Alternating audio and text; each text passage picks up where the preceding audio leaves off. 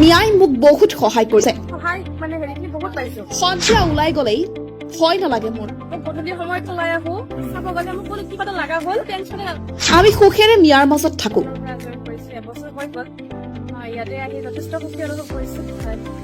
এনেকৈ মন্তব্য কৰিলে মিয়াৰ মাজত কৰ্মৰত দুই শিক্ষয়িত্ৰীয়ে।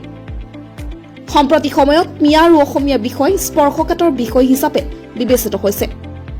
বিভিন্নজনে মিয়া আৰু অসমীয়াক লৈ ভিন্ন ধৰণৰ মন্তব্য কৰাৰ সময়তে কৰিমগঞ্জত মিয়াসকলৰ মাজত থাকি শিক্ষকতা কৰা অসমীয়াই কলে মিয়াসকল মৰমীয়াল, কলে মিয়াৰ মাজত থাকি নিজকে সুৰক্ষিত থকাৰ অনুভৱ কৰাৰ কথা।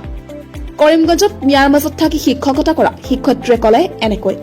দুখ হব পাৰে, এজনৰ কাৰণে গোটেই জাতিটোক দুখ দিয়াটো এইটো ভুল হয় আমাৰ কাৰণে। এতিয়া কোনোবা এজন অসমীয়াই যে ভাল হব বা মিয়াই যে বেয়া হব সেইটো কেতিয়াও নহয়। আমি যিহেতু তেওঁলোকৰ পৰা আজিলৈকে কোনো অসুবিধা ইয়াতে সন্মুখীন হোৱাই নাই, গতিকে এই ক্ষেত্ৰত মানে কোনো ধৰণৰ চবে মিলা মিছাকে থাকিব লাগে। অসমত দুগৰাকী শিক্ষয়িত্ৰী বাইদেউ আছে আৰু লখিমপুৰৰ পৰা এগৰাকী বাইদেউ আছে আৰু এগৰাকী মংগলদৈৰ পৰা আছে। আমাৰ ফকীৰগঞ্জত আহি তেখেতসকলে শিক্ষয়িত্ৰী। তো বাইদেউ প্ৰথমে আপোনাৰ পৰিচয়টো দিব। নমস্কাৰ, মোৰ ঘৰ লখিমপুৰ।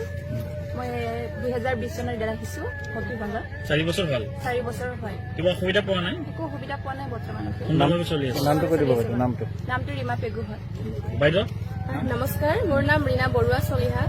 মোৰ ঘৰ দৰং ডিষ্ট্ৰিক্ট মঙলদৈ হয় আৰু মই ইয়াত 2023 চনৰ 1 জুনৰ পৰা জইন কৰিছো। এবছৰ হৈ গ'ল। ইয়াতে আহি যথেষ্ট সুখী অনুভৱ কৰিছো। ইয়াতে শুই আছে, বিশেষকৈ বেছিভাগে মিয়া সম্প্ৰদায়ৰ মানুহ ইয়াতে বেছি, সকলোৰে লগত মিলা প্ৰীতিৰে চলি আছে। একদম কোনো কথা নাই, একদম মোৰতো কোনো টেনচনে নালাগে। মই গধূলি সময়তো ওলাই আহো, চাব গ'লে মোক কোনো কিবা এটা লগা হ'ল মই ওলাই আহি লৈ যাওঁ। মোৰ ঘৰৰ পৰা মাক কয় যে মই যে একো টেনচন ল'ব নালাগে, তাতকে ইয়াতেহে মই কোনো মানে বহুত মানে মানুহৰ পৰা সহায় মানে হেৰিখিনি বহুত পাইছো সঁচাকে ক'বলৈ গ'লে। কিন্তু দূৰত্বটো মোৰ ঘৰৰ পৰা বহুত মানে ডিষ্ট্ৰিক্ট হিচাপে বহুত দূৰ হয়, কিন্তু মানে সহায় সহযোগিতাখিনি মানে গোটেই মানুহৰ পৰা গোটেইখিনি পাইছো। কিন্তু বহুত মানে ভাল লাগিছে আৰু থাকি। কিমান দিন হ'ল আপোনাৰ ইয়াত অহা? মোৰ এবছৰ হৈ গৈছে।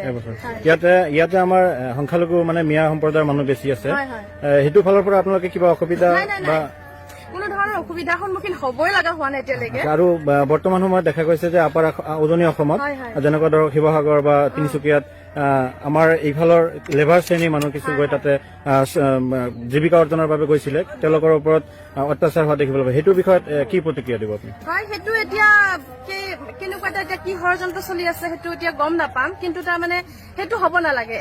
এজনৰ দুখ হ'ব পাৰে, এজনৰ কাৰণে গোটেই জাতিটোক দুখ দিয়াটো এইটো ভুল হয় আমাৰ কাৰণে। এতিয়া কোনোবা এজন অসমীয়াই যে ভাল হব বা মিয়াই যে বেয়া হব সেইটো কেতিয়াও নহয়। আমি যিহেতু তেওঁলোকৰ পৰা আজিলৈকে কোনো অসুবিধা ইয়াতে সন্মুখীন হোৱাই নাই, গতিকে এই ক্ষেত্ৰত মানে কোনো ধৰণৰ চবে মিলা মিছাকে থাকিব লাগে। অসমত থাকো মানে আমি চব অসমীয়া। ইয়াৰ পৰা যাওঁতে অলপ সন্ধিয়াও হৈ যায়। হয় হয়, কোনো কৈছে না, মোৰ বাছ ড্ৰাইভাৰ পৰ্যন্ত মোক বহুত হেল্প কৰে। মই মানে গোটেইখিনি হেল্প পাইছো। মই গধূলি আহি মই 7-8 মই চুপাৰতো যাওঁ, নাইট চুপাৰতো মই গুৱাহাটী গৈছো।